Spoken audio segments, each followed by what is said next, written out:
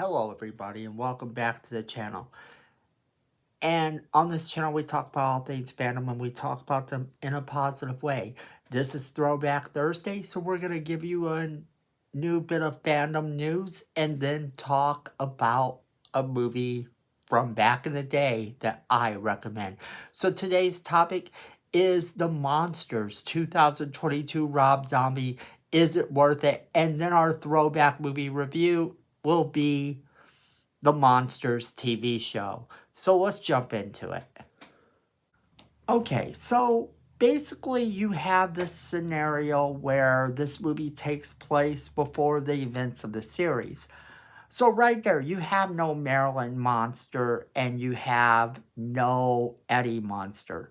But it doesn't take away from the plot. The plot of the movie is really simple. Despite what you have people telling you about this movie, that it has no plot and it jumps from point to point, they're really not seeing the idea that this movie is a love letter to the old series. The old series never took itself incredibly seriously.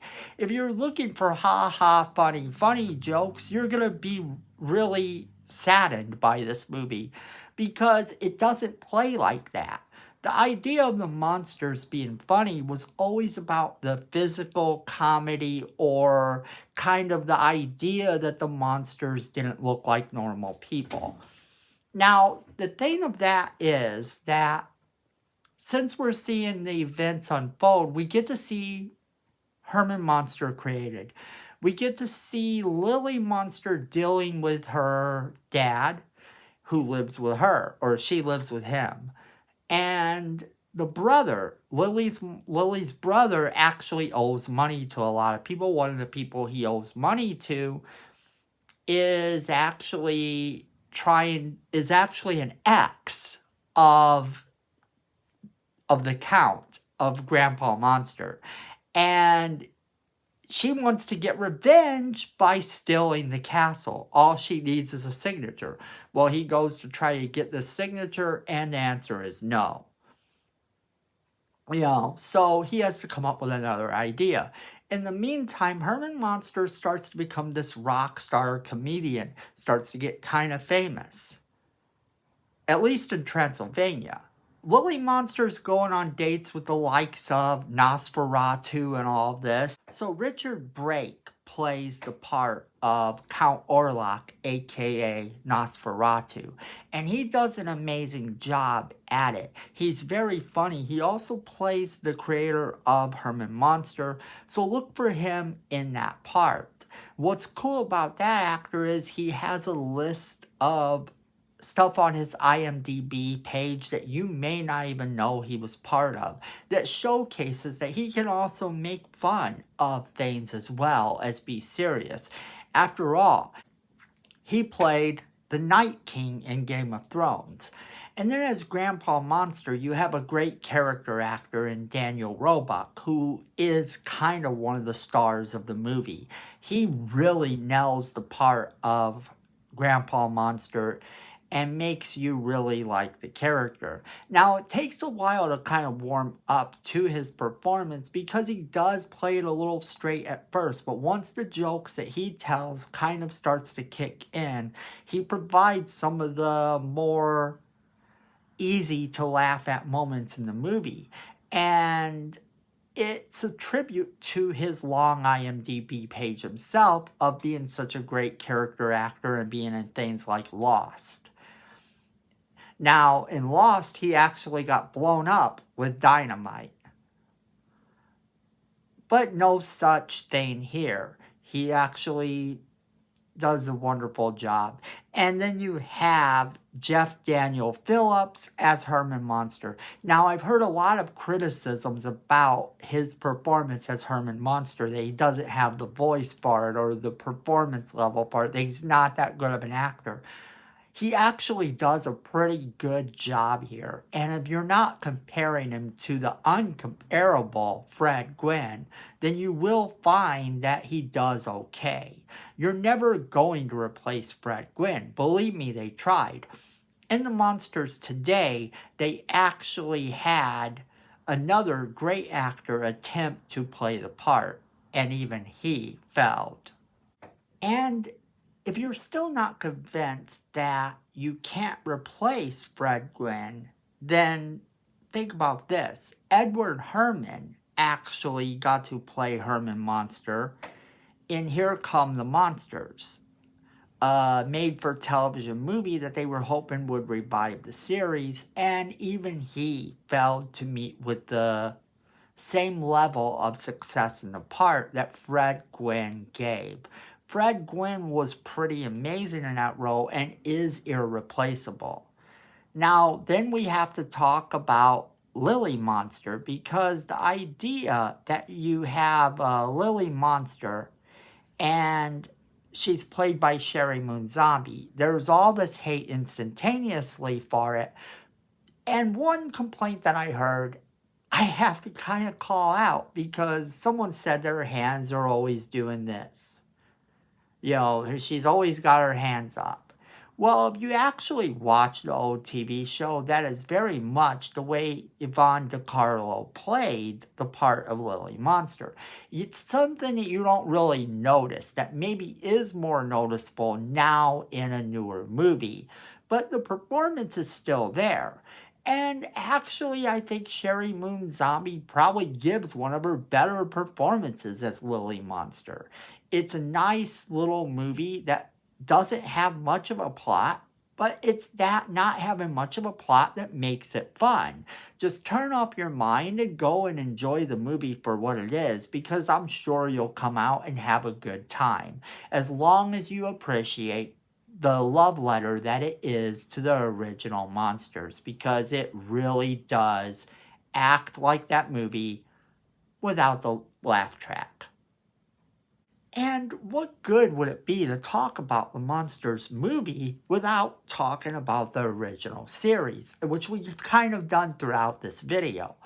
But it is important to realize that this series was actually very successful in its time, and it didn't have much of a plot. It never had much of a plot, and it was really enjoyable for it. This was kind of the premise, that you could put Universal monsters in a suburban setting and watch them try to fit in. And what made it really funny, and something that the movie actually gets right, is that they think that they look normal. Because they came from Transylvania, where maybe there are a bunch of monsters, they actually do think they look normal. They constantly are telling Marilyn that she doesn't have the looks of the rest of the family. But we don't get that same level of explanation for her.